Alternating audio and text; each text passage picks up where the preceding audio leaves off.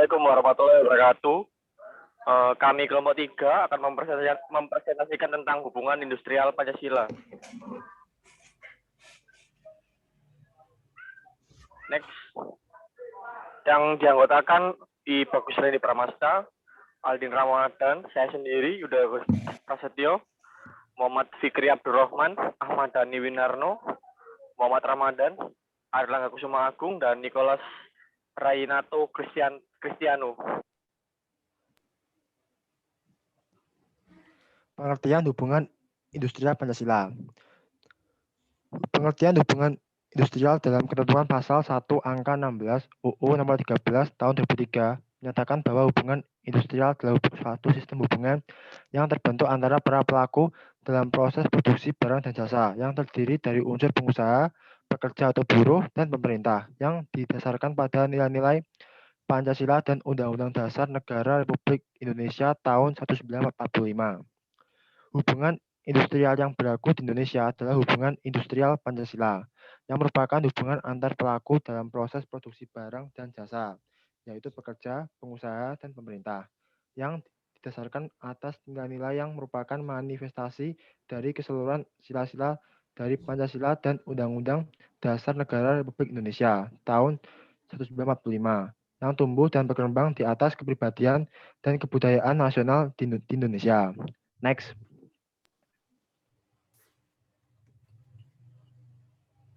Ciri-ciri hubungan industrial Pancasila. 1. Mengakui dan meyakini bahwa bekerja bukan hanya bertujuan untuk sekedar mencari nafkah saja, akan tetapi sebagai pengabdian kepada Tuhannya, kepada sesama manusia, kepada masyarakat, bangsa, dan negara. 2. Melihat antara pekerja dan pengusaha bukanlah mempunyai kepentingan yang bertentangan, akan tetapi mempunyai kepentingan yang sama, yaitu kemajuan perusahaan, karena dengan perusahaan yang maju, semua pihak akan mendapatkan kesejahteraan. 3. Terdapat keseimbangan antara hak dan kewajiban kedua belah pihak dalam perusahaan. Keseimbangan itu dicapai bukan didasarkan atas perimbangan kekuatan, akan tetapi atas dasar rasa keadilan dan kepatutan. Next. Fungsi hubungan industrial Pancasila. 1. Untuk menjaga kelancaran atau peningkatan produksi. 2. Untuk ikut menciptakan serta memelihara stabilitas nasional. 3. Untuk memelihara dan menciptakan ketenangan kerja. 4. Untuk mencegah dan menghindari adanya pemogokan. Next.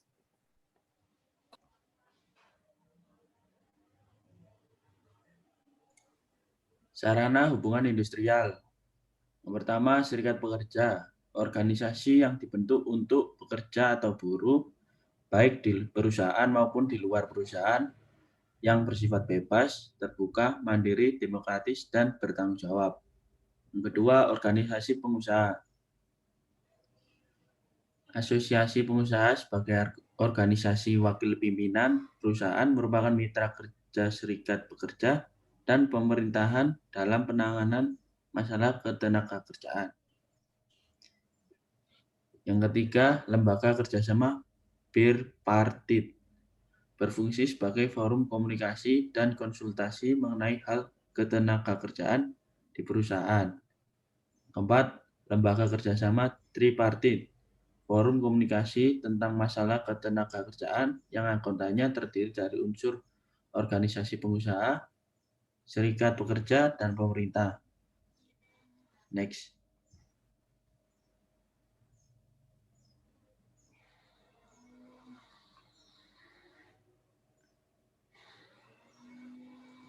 Yang kelima, peraturan perusahaan. Peraturan yang dibuat secara tertulis oleh pengusaha yang memuat syarat-syarat kerja dan tata tertib perusahaan. Yang keenam, perjanjian kerjasama. Perjanjian yang merupakan hasil perundingan antara serikat pekerja yang tercatat pada instansi yang bertanggung jawab di bidang ketenagakerjaan dengan pengusaha. 7. Peraturan perundangan ketenagakerjaan. Pada dasarnya mencakup ketentuan sebelum bekerja, selama bekerja, dan sesudah bekerja. 8. Lembaga penyelesaian perselisihan HI. Penyelesaian perselisihan hubungan industrial wajib dilaksanakan oleh pengusaha dan pekerja secara musyawarah untuk mufakat. Next.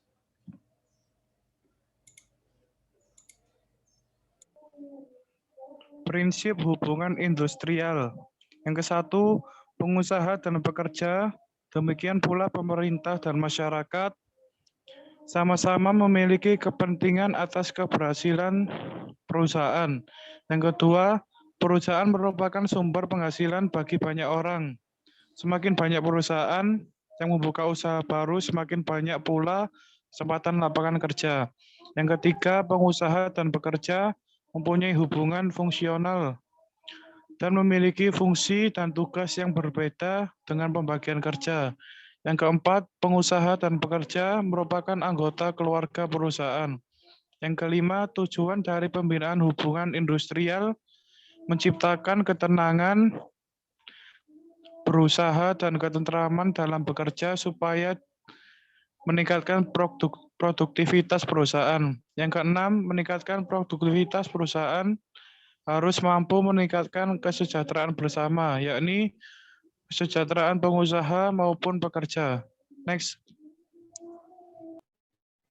Tujuan hubungan industrial. Tujuan hubungan industrial adalah mewujudkan hubungan industrial yang harmonis, dinamis, kondusif, dan berkeadilan di perusahaan. Ada 3 unsur yang mendukung tercapainya tujuan hubungan industrial, yaitu yang pertama, hak dan kewajiban yang terjamin dan terlaksana. Yang kedua, apabila timbul perselisihan dapat diselesaikan secara internal atau bipartite. Yang ketiga, mogok kerja oleh pekerja serta penutupan perusahaan atau lockout oleh pengusaha. Tidak perlu digunakan untuk memaksakan kehendak masing-masing karena perselisihan yang terjadi telah dapat diselesaikan dengan baik. Konflik hubungan industrial. Hubungan industrial pada dasarnya merupakan suatu hubungan hukum yang dilakukan antara pengusaha dengan pekerja. Namun ada kalanya hubungan itu mengalami suatu perselisihan. Perselisihan itu dapat terjadi pada siapapun yang sedang melakukan hubungan hukum. Berikut ada 4 masalah yang diidentifikasi sering terjadi konflik, yaitu yang pertama, solidaritas terhadap sesama pekerja yang dinilai telah diperlakukan secara kurang adil oleh perusahaan. Yang kedua, perbedaan persepsi tentang perundangan dan peraturan pemerintah. Yang ketiga, menuntut kepala personalia yang dinilai bersikap keras terhadap pekerja atau buruh dan berpihak pada perusahaan yang diminta agar mundur. Yang keempat, perubahan manajemen perusahaan yang dinilai tidak memperhatikan kepentingan dan kesejahteraan pekerja.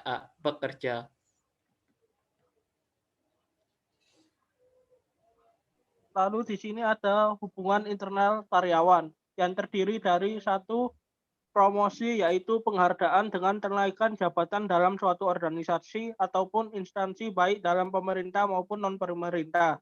Yang kedua ada transfer, yaitu perpindahan posisi dalam perusahaan tidak harus promosi atau demosi, tapi tanggung jawab tetap sama. Yang ketiga ada demosi, yaitu penurunan jabatan dalam suatu instansi yang biasa dikarenakan oleh berbagai hal. Contohnya adalah keteledoran dalam bekerja. Yang keempat ada pengunduran diri, yaitu pemberhentian atas keinginan karyawan sendiri dengan mengajukan permohonan untuk berhenti dari perusahaan tersebut. Next.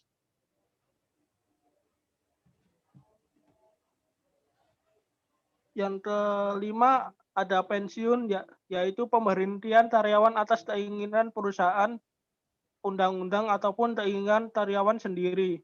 Yang keenam ada pemutusan hubungan kerja, yaitu pengakhiran hubungan kerja karena suatu hal tertentu yang mengakibatkan berakhirnya hak dan kewajiban.